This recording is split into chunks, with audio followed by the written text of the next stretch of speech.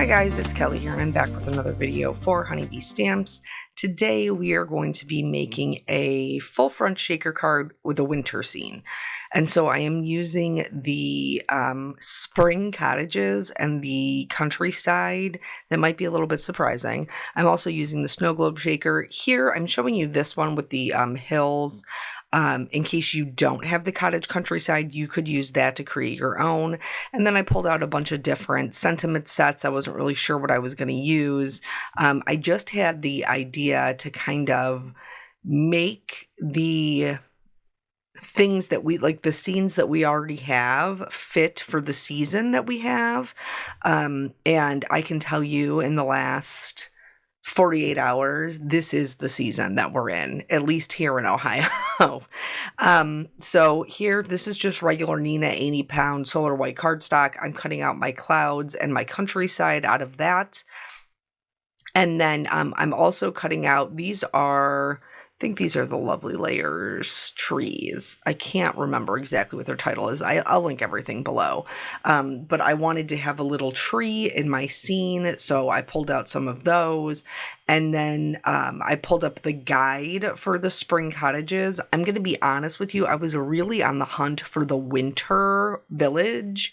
And then I realized that I don't actually own it. Can you believe that? Is that not crazy? So now I'm going to have to get that one because I really wanted like the church looking building for this, but that's okay. I settled for I didn't settle, they're beautiful, for the spring cottages, and it will show you another way in which you can have, you can use what you have and make it work just like I did here. So here I cut out the regular portion of the snow globe in white, and then I cut out the base in gold. Later on, I'm going to change that to silver. But basically, I'm just going to run them all through in white. You can use colored cardstock if that makes you happy, if you're not a person who enjoys coloring. I like the coloring, but either way, whether you do the coloring or you use colored cardstock, you can still create the same kind of winter scene to make your own little snow globe. So I just try to leave everything. You can see I just pulled my whole my whole cutting plate right over here from my platinum. And then I try to keep them in as long as possible. And then I use my die release tool from Honeybee to put them into a little cup. Here, I am going to use some masking paper just so that it makes it easier to add my shading to my hills. You could also do this with a marker so that you didn't have to do the ink blending, but I chose to use the masking paper, and actually the sheet that I picked wasn't even quite long enough, but we're going to make do. We're going to do with what we have. The country cottage does not cut all the way through, because then, those embossed parts are, one piece for you to do your whole background. So I'm just going to follow along those lines and trim them out. For the first layer, I am going to add the bottom mask and the top mask, which will then leave the middle one open. And this is just if you're ink blending. If you're coloring it, you don't have to do any of this masking, but I find that ink blending gives me the softest blend, which is usually what I want when I am doing a scene that is snow, because I am trying to leave some white. Here, because my masking paper was just a bit short, I had to cut myself a little extra piece for the top one and then put that in place. But now that those are all masked, I can add the shading, and I just want to add it from the bottom toward the top. I want to leave the top edge white, as white as I can. I use shaded lilac and speckled egg to do the shading for my snow, but any kind of grayish blue or purple blue, a blue violet will work for that. So then before I remove the masks for the top and the bottom, I'm going to put the middle one on, so that way I don't have to worry about getting it lined up exactly where the shading stops and starts, I'll already have done it because I put it on while the other masks were in place. And then that extra piece, I'm just going to move down. I'm going to take it, the whole mask off the top edge and then add a little bit more shading there. I am trying to be, a little bit more controlled with it because when you're doing anything white, you're just adding the shadows. And so you don't want to make everything blue violet or everything gray blue. So I am trying very hard to leave a little bit of a white edge. And then I will, once this one is done, I will remove the mask from the bottom portion and add shading there as well. So I didn't even realize we were supposed to get like a lot of snow. I'm in Ohio. I've lived in Ohio my whole life. So obviously I am never surprised when it starts snowing. And because of where I live in Northeast Ohio, we have lake effect snow. Now we are not in the snow belt, but my in-laws are. But I am sure they got more snow than us, but we did get quite a bit in the last 2 days. We probably got like a foot of snow, which means like if you have doggies, like we have doggies, like you do kind of have to go out there and make a little pathway, especially because I have an old doggie. Molly will be 14. Is that right? 14 in February. 14 on February 14th. She was a rescue, so they told me to just pick her birthday, and I picked Valentine's Day. Yeah, I think it is 14. So, she still gets around pretty good, especially since my vet had me put her on these, like vitamin supplements for joint health. She's actually still gets around pretty well. But it's very easy for her to get kind of tripped up if on the stairs. There's 2 little stairs on the deck that they have to go down. I just did the sky. I kept it really kind of light blue. It's a daytime scene. This would look great as a nighttime scene. You could also do this as a light up card with the little houses. That would be great. And then I added just a little bit of blue to my clouds so they weren't stark white. Now, we're going to get into the coloring of the things. So, if you're not familiar with the way that Honeybee does things, any of their dyes that have layers, they have a layering guide, and you can find that on their website. Just go into the search. In this case, put in spring cottages, and then on the right-hand side underneath where you would add it to your shopping cart, they have the layering guides. So I always just pull these up. I pull up the little PDF before I start coloring, so that I can get a look at what everything is and how I would like to color them. So as part of this set, they have this little like rock wall and archway, which I thought that's super cute. Like this is a super cute set, regardless of what season, but I thought, okay, well, that's really cute. And that would accumulate snow. And then, the house that I chose, has a little chimney, so I'm adding a little shading to the bottom and kind of the left-hand side where it's tucked up against the house.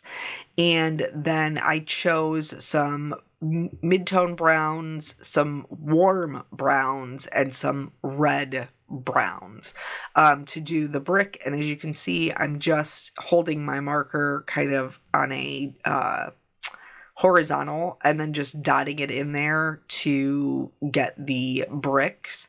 And then I will move on to the, what is this? I don't know. It's like the trim, I don't know. I keep wanting to call them like accents, but it's like the shutters and the door and, the things like that go, the trim around the house. And then those I'm doing all brown, and I'm doing the house blue because blue is my boyfriend. I could have done a different color and probably made it pop a little bit more, but I like the way that the blue looks. That's just me. So anyway, we do have to go out there and kind of like shovel the deck a little bit. And my dear sweet child, so my son is well, I mean, he's still technically a school-age child, but he's almost a teenager. So he typically goes out and does the deck. He enjoys the scooping of the snow very much, which God love him. So he was out there and had did the deck and then did a portion of the yard in case it was too deep for them to go out into the yard and go potty. And then he also, once my husband got home, he does know how to work the snowblower, our son, but because it was the first time, like this season, that we've had to use it, this is not our first snow, but it's our first probably considerable snowfall. So I was like, I don't know if there's gas in it, if it needs gas, if it's been, like, I don't know what the deal is. So you gotta wait for Dad to get home. So he did, and then he did our driveway, and we have an elderly couple that lives, like, kind of across the street. So Peanut went over into their driveway as well. And so then it snowed all night. I didn't know we were supposed to get that much snow. It was like tricky. It got me by surprise. So then it snowed all night. So then this morning when I got up with Jelly Bean, we were both like, oh, hello. That is quite a bit of snow. But like she's 3 now, so she's been not too little to go out in the snow, but kind of too little to really be able to run around and enjoy it. So today we did get to take her out in the snow. My husband went out to snow blow the driveway, and you guys know, like,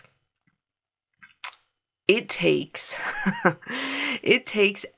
longer to get yourself ready to go out in the snow and your child ready to go out in the snow than you guys will actually be out in the snow, because you got to put, like, for me, so I put on like my fleece lined leggings and then a big pair of sweatpants and a long sleeve shirt and a sweatshirt, and then on her I put on some little what do they call that? It's not long underwear. They call it something else. But anyway, so she'd have a bottom layer, and then I put her a pair of sweatpants, then a t-shirt and a sweatshirt, and then her, her hat, her gloves, her coat, same thing with me. Since Eric was already doing the driveway, he was already dressed. I tried to get Peanut out there, but, like I said, he's almost a teenager, so he was not interested in hanging out. But 2 or 3 years ago, we had actually gotten him a snow tube, and it looks like a little wolf, so you can sit in it and then you can go down hills or whatever. We don't have any hills in our yard to speak of, really. Let's go back to the card.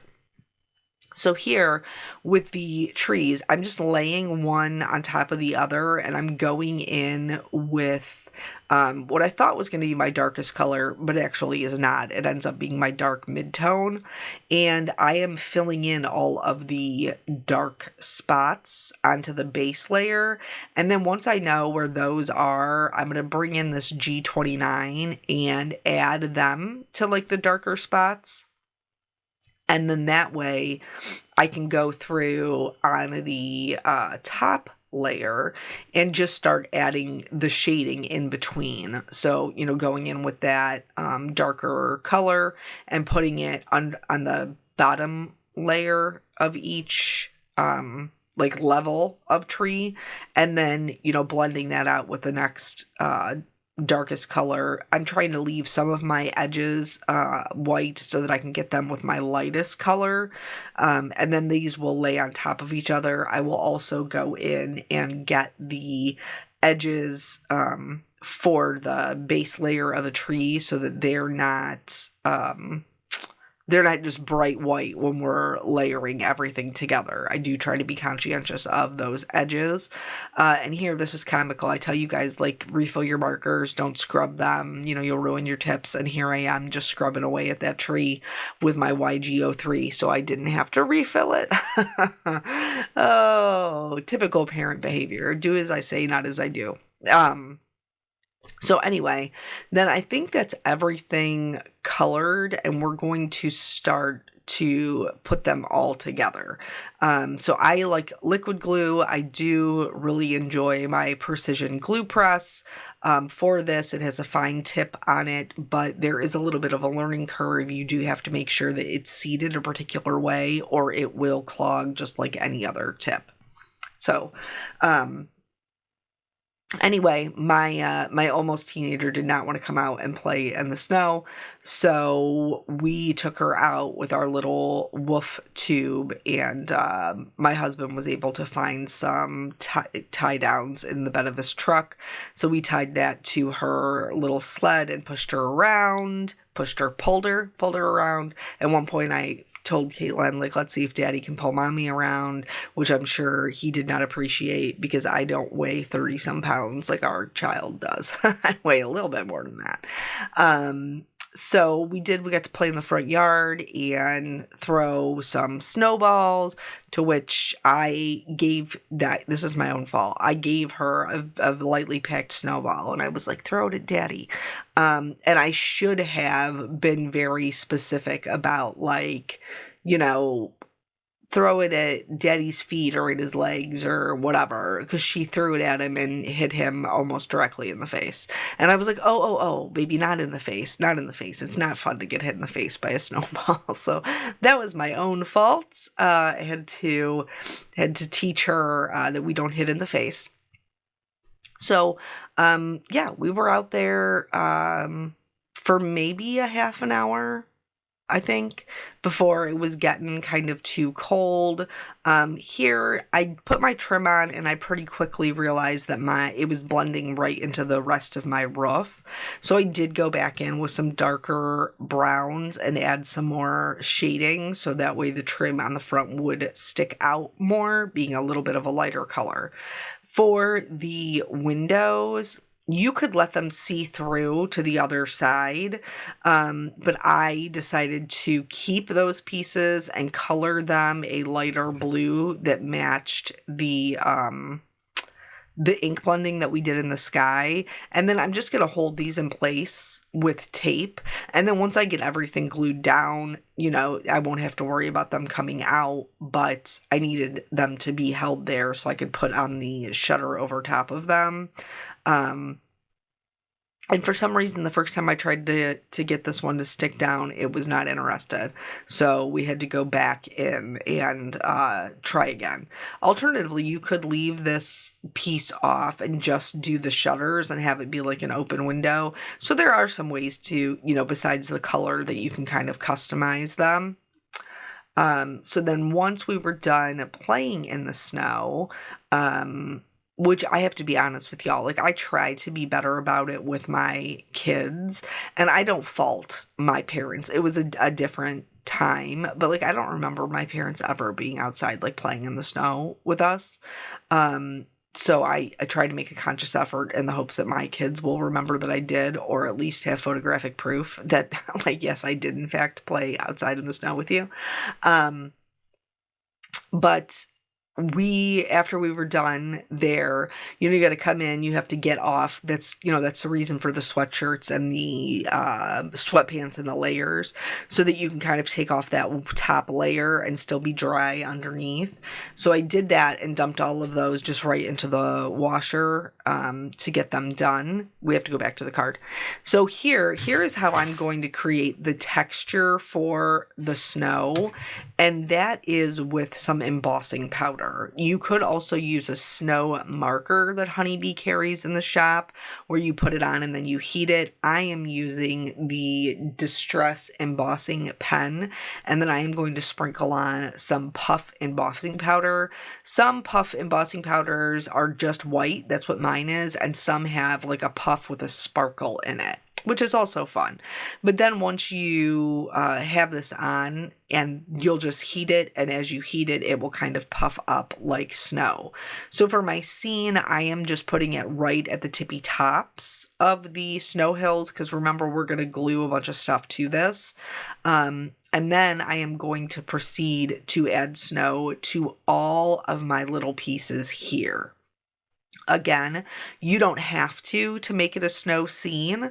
It could be like a couple of days since the last snow, but I really feel like it adds something to the whole scene to have the little snows. For these smaller pieces, I don't pour it. I just dip it right in there because it will fit right into the container. And so I just kind of do it one at a time. For the house, I try to do it all at one time. And then don't worry, like if you're not happy with the way that it looks after it is done, like for me, I realized I should have got some of those crossbars that come, that are part of the trim, like they would have stuck out. So I'm going to do it the first time, and I'm going to set it with the heat tool, and then I can always go back and add more, which in this case I do. So you can get in there and be a little more subtle with it until you're sure where you want it to go, and then you can still go back in. I went back in and added a little bit more snow on top, and then I got those crossbar areas, and then that way I'll just go back in with the embossing marker, sprinkle some more on to add more snow to my house, and then heat set that. And then I'll go through and do the same to the trees before I start bringing everything together. So pull everything off, throw it in the washer, and then we made hot chocolate, which is basically how I lured her in the house once I realized that my husband's actually the one who pointed it out. He's like, her cheeks are getting awfully rosy. So then we checked her fingers, and they were feeling a little bit chilly, so we made the decision to go ahead and bring her in, even though she was having snow. Much fun, pun intended. And so we did that by telling her, like, oh, we could go in and have some hot chocolate with marshmallows. My girl loves her some marshmallows. So we did do that. You'll have to tell me, are you hot chocolate with water or hot chocolate with milk? I am team hot chocolate with milk as long as we're going to drink it immediately. Like, I can't just be letting that sit out. That's too much for this girl. So now I am going to start building everything. Here I'm going to put my little countryside, which is now snowy, my snowy countryside. And yes, it's definitely larger than my snow globe. I am going to go in with these shears and just trim them off. You could also just put your die cut back in place, tape it, and then run it through, and it would cut off those edges perfectly. So once I have that trimmed down, here is where I'm like looking at the gold, and I'm like, ooh, I'm not sure about that. I'm not going to put it on. We'll come back to it. So I did the tree. Now you have to remember your scale. So the further back something is, typically the larger it's going to appear in the scene. So by putting the tree in the back, I am making it a very large fir tree, which I have very large fir trees that I'm looking right at out my window. So to me, it doesn't seem that different. And then you can decide how you want your rock wall, if you want the arch next to the house and then your rock wall. For me, I decided to put the rock wall next to the house, kind of like you would be like traveling through almost on some streets or a little pathway. So I could put the arch at the edge. Now it does kind of hang over into my other hill, which I don't like because that doesn't make any sense. So I'm going to take my little detail scissors and I'm going to trim it at an angle so that it looks like it tucks down behind that hill. And then that's going to make much more sense as our scene. Now, I put snow on kind of everything. You could also put them together like this and then take your marker into the bottom of the house and the bottom of the rock wall and put snow kind of built up there as well. I did not do that, but that is absolutely an option. Here, I realized I forgot to put in my clouds, so I just kind of popped my house up, and then I went back in, glued my house behind it, and then the same thing for the tree. I'm going to just slide my little cloud behind it, and then anywhere that it's kind of sticking out, I will just trim off with my scissors. So yeah, we came in, we made our little hot chocolates. I gave her a spoon. She immediately ate all of her marshmallows off the top of her hot chocolate, and then she tried to start eating all the marshmallows off of mommy's hot chocolate as well. Here's where I put the gold down, did not love it, switched it over to a mirrored silver, and then this is when I thought that I wasn't going to make a shaker card. I was just going to do just the snow globe card, and so I popped this up on foam. I have regrets about this. If you want to do the full A2 size shaker, don't pop that piece up on foam. So here I could not decide on a sentiment that I really, really liked. So I ended up going with Be the Light, and this is from the Be the Light sentiment set, and it has a lot of really, really great kind of encouraging sentiments, which I liked. And so here is my original intention, was to just be to put it on some navy cardstock and then have that be the card. And I very quickly was like, I wish this was a shaker. And I'll link it at the end. I did show how to use this same die and turn it into an ornament. But before I turned it into an ornament, I turned it into a shaker. So you could follow those same steps to turn it into a shaker card. But mine was like kind of already done. So what I ended up doing was pulling out Honeybee's A2 sized full front shakers. So you peel the adhesive off of the sides, and then you lay your card down front side down, and then that way you can fold up the sides. They already have really strong adhesive on them, and now because I have that foam piece in there, I know that I'm really going to be struggling to get everything to fit in there, but it's okay. So I'm just going to burnish those sides down with my bone folder to make sure that they are sticking. And then you leave the top one on until you're done kind of stuffing it. Now, you could remove the film before that's going to protect your piece, but because I was already like putting it face down and having to really push on it, I removed my film after the fact. So I put in some white sequins, what is that? Sequins, and some rhinestones, and I originally did some bubble baths, like the little dewdrops and stuff. And so then once you have that in there, then you would go ahead and remove the top portion and press it down so everything would be contained in your A2 full front card shaker, which allows our little snow globe to be a shaker without being a shaped card. So what happened was I didn't like it, because it was over full and you couldn't really see the scene. So I went in, and even though I had already put it down, I kind of like peeled it back up. And then I am going to take all of the glittery bits and I'm going to dump them into a little bowl. So I'm going to dump them in there so that way I can kind of weed through them and get out the really big pieces that I felt like were taking away from the scene. So I'm just using my crystal katana for that. So I'm pulling out the larger bubble bath dewdrops, the larger sequins. I'm sorry for my camera being out of focus. I think it doesn't know what to do with all that glitter. So once I had pulled out the bigger pieces, I kept the smaller ones of the same. And then I also, which I felt like was a mistake earlier, I should have glued down some of the rhinestones as accents around the sentiment. I think it would have helped give it more balance.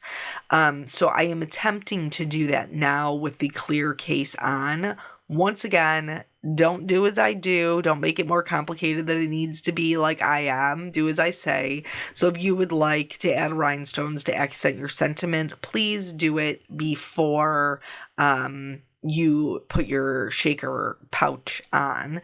So then once I had those where I wanted them, I went ahead and added in the smaller shaker bits, so we have much less and just the small parts. And I think this worked much, much better for the feel that I was going for. And then because I had to pry this up, I am going to go in with some very strong two-sided adhesive and put that on the top portion. This one was a little bit wide. I'm just going to go in with those detail scissors and trim that part off.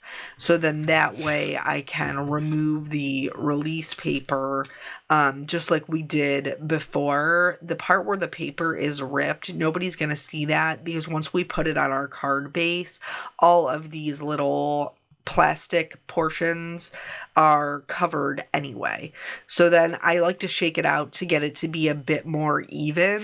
And then I can fold that top portion over just like I did before, burnish it with my bone folder to make sure everything is adhered down really well. And then our shaker is put back together, and I am much happier with the amount of shaker bits that are in it. Here, I just wanted to show you if you have some that kind of get stuck on each other and make themselves like thicker than they need to be, I use my die release tool to just slide in the corner so that way that I can poke them apart. You know, sometimes you can kind of like smack it on the table or flick it and that will work. But I typically have really good luck with my die release tool, and then that way I can just bump them. And then that's it. This is the whole little scene. So I hope that this helps you to use some of the things that you have, create little winter scenes. I think they're, little shakers are just magical. Thank you guys so much for joining me. I appreciate your time, and I will catch you on the next video. Bye.